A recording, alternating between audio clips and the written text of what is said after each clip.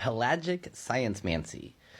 Okay, but this one is not that happy, even though I guess it's good news, but the end of with all the stats is particularly sad on the ocean. And the ocean's very close to my heart. You can see my whale back there. I'm writing books based on Moby Dick, and the ocean is my primary spirit, according to my godmother. And so just hearing how bad things are getting in the ocean is really disheartening. So this comes from the March 16th Nature 2023 about a new treaty from the UN called the UN Convention on the Law of the Sea. So this is really the first UN treaty ever to cover the ocean in general. And so it's the first time that there's any meaningful safeguards against pollution, overfishing, and habitat destruction. And so it's a bunch of good ideas. It's the first time that there's a capacity to create marine protected areas through the decisions of all the conferences that are party to this treaty.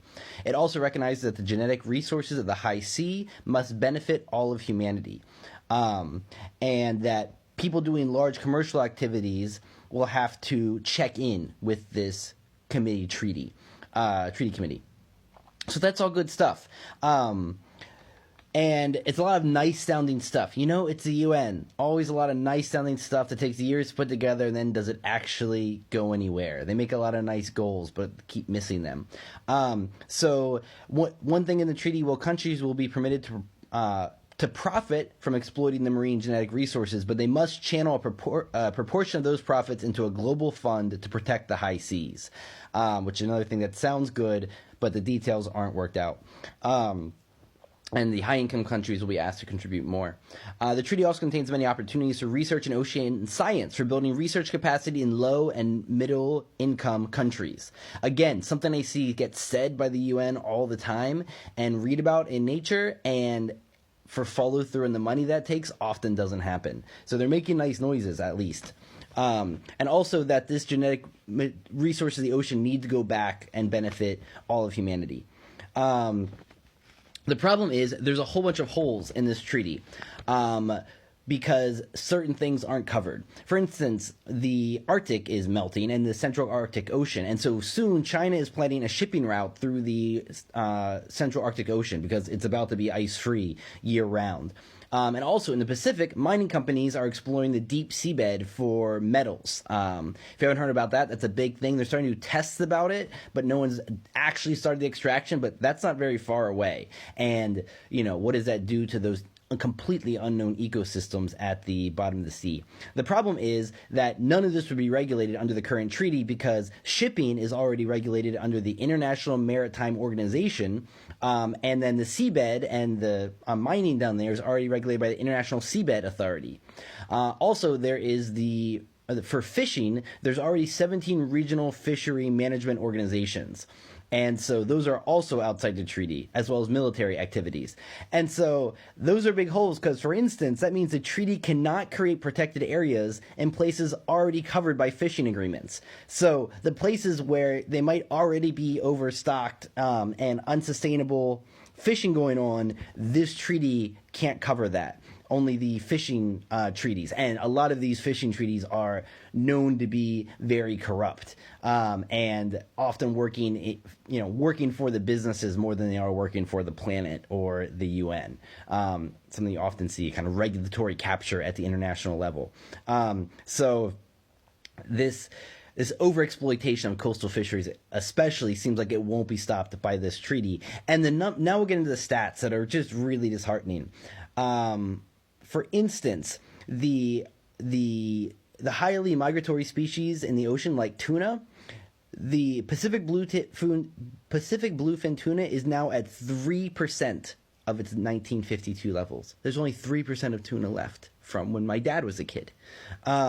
Oceanic sharks and rays have declined globally by 71% since 1970. So not even that long, 71% decline. And you often see sharks as the canary in the mine shaft because they're such top system hunters of the sea and really necessary for an important ecosystem. The guy who did the Jaws movie now regrets it for the rest of his life and is a huge shark conservationist because he realizes how important sharks are. They aren't as cuddly as whales, but they're incredibly important species. And they've been around longer than trees, for instance. Sharks are so old, they predate trees. And yet, some of these species are going to go extinct during my lifetime or my kid's lifetime.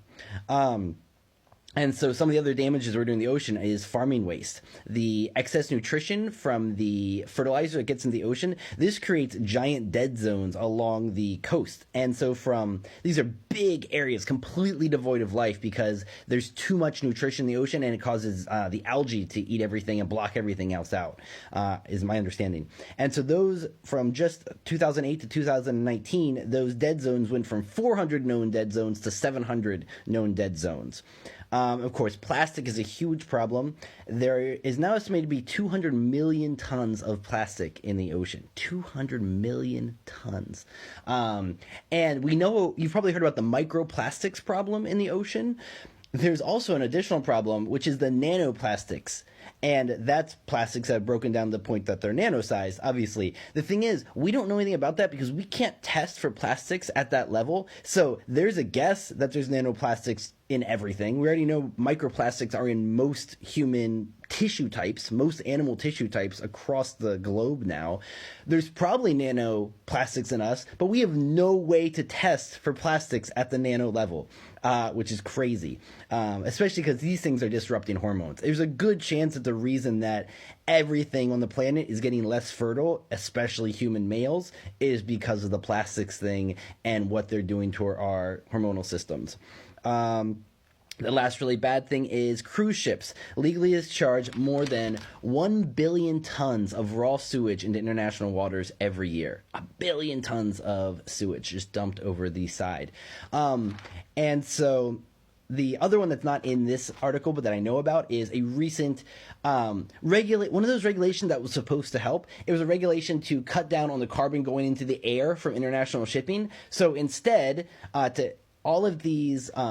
lot of these big shipping boats, the mega tankers, instead they now have scrubbers that take the carbon that would have gone into the air and they scrub it, but they have to get rid of it somewhere, and so they just dump it directly into the ocean because that's allowed. And it's a huge conversion cost to convert one of these tankers to do this, and now all of these companies are doing it because it's required under international law, but instead that carbon's getting dumped directly into the ocean as well. And if you're following along with ocean science, ocean acidification is one of the huge problems going on. That's the reason that all of these corals are dying, and it's one of these long, slow biogeochemical changes that you're not going to be able to, change this ship. It's such a giant, massive change to what's happening in the ocean. So I guess we can end on a high note. Is at this point only 1% of international waters are protected, but the idea is by 2030 for 30% of the ocean to be protected under this new treaty.